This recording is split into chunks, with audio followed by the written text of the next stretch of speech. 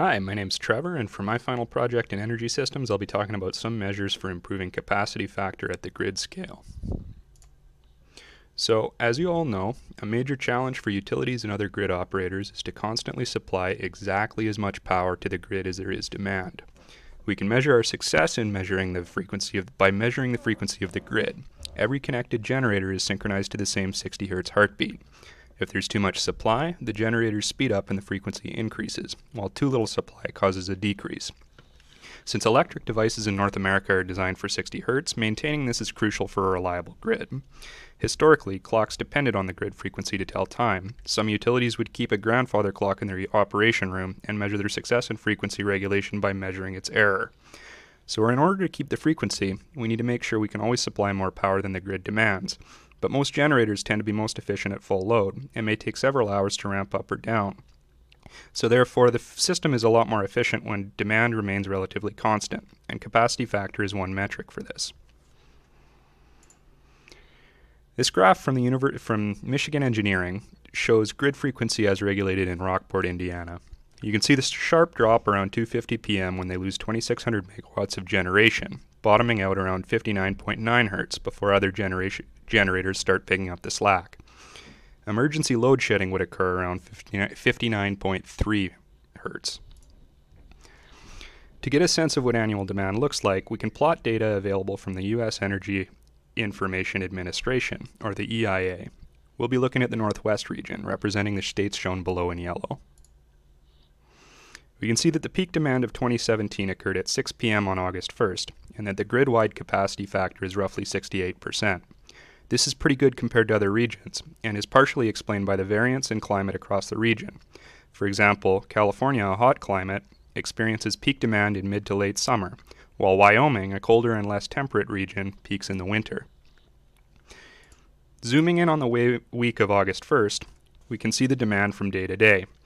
The data resolution becomes more important for this window. Since our peak demand is an hourly average, the actual instantaneous peak during that hour is likely somewhat higher. Moving on to how grid operators meet this demand. In a simplified view, power plants tend to fit into one of two categories. Base load plants, which aim to supply their full nameplate capacity on an ongoing basis, and peaker plants, which throttle or eliminate their generation during sub-peak hours.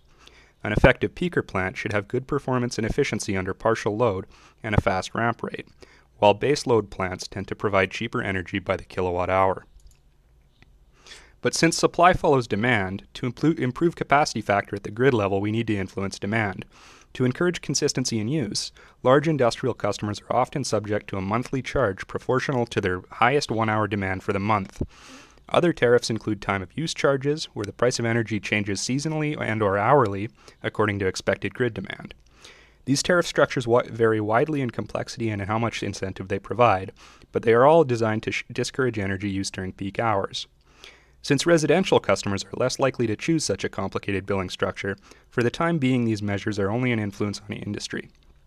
In the future, perhaps we will see a real-time energy market at the residential level, encouraging the development and purchase of products like air conditioners, hot water heaters, and car batteries that draw their power around the needs of the grid. For example, an electric car owner might plug in her car and then indicate via an app when she intends to drive it again. If she needs it right away, she's willing to pay more for energy. But if the car will be parked overnight, she can save money by deploying this asset to help smooth out the grid. Demand response is another avenue for shifting load away from peak hours. Under a demand response contract, the utility can call demand response events by giving the customer an agreed upon amount of notice. Generally, less notice means a higher payment. Frequency regulation contracts allow customers with highly flexible loads to smooth the grid on a second-by-second basis. The customer and grid operator work together, using the customer's load to smooth out any deviations between supply and demand on a sub-minute basis. In summary, the three demand-side measures are shown below with respect to timing and scale. One final note we did not discuss is the rapid development of batteries and other storage technologies. All three of these measures can be implemented by a consumer either by curtailing their own demand or by discharging an on-site battery. As batteries become cheaper, the latter becomes more attractive. That concludes this presentation on measures for smoothing the demand curve. Thanks, and I hope you learned something.